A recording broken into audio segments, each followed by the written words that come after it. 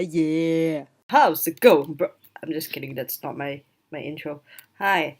My name's Brokendoodler.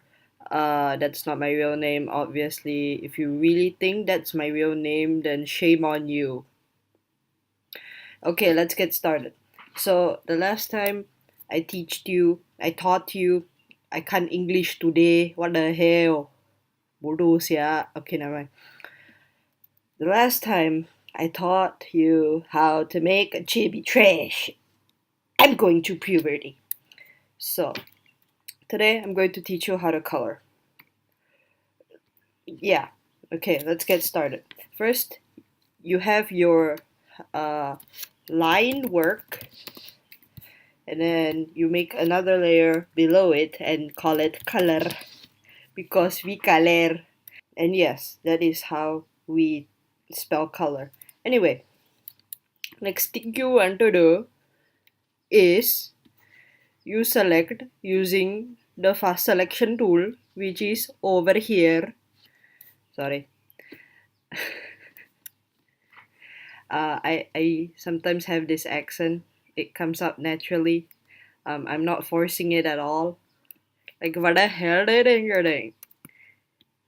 You think this is funny, huh? Anyway, as I was saying, you use the fast selection tool and you select as much of your character as you can. And my freaking computer is lagging. I swear to God. Daniel, if you can hear me, you better speed it up. Daniel! God damn it, Daniel. So, once your character is mostly selected, or kind of selected, you want to choose a nice start. Yes, nice color. I like to go with the grayscale. So I usually pick like that around there, and then I press alternate delete, and voila, your goddamn character is selected or colored. If there's any places that you forgot, you can just use the lasso tool to actually go by it again. You don't have to be perfect about it. Nobody's perfect. Sorry, that's copyrighted. Anyway, your whole character is selected now. What I like to do is use a very dark color and then build it up from there. Like use lighter colors and color it. I usually don't go with a white background, but just for this, I'll just use the white background because I'm a lazy piece of that. So, after you use the color, you want to use a lighter color to add some lighting. Like that. You just lightly scrub it.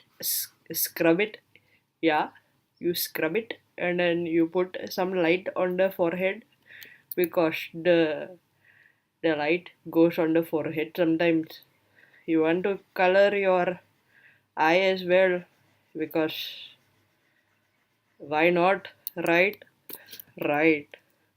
Oh shit, that is the wrong tool.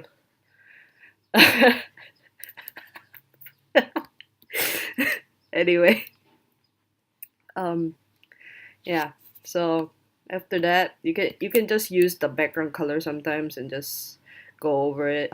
It is done.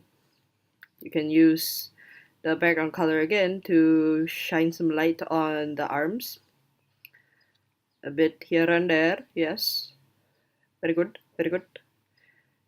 If you want, you can put in like shadow colors as well, like around below the chin area, the eye bag area, and so forth and so forth and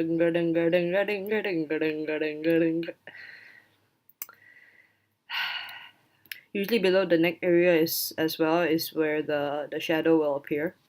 You can put a bit in between the legs as well, just for emphasis. And yeah, that is how you color.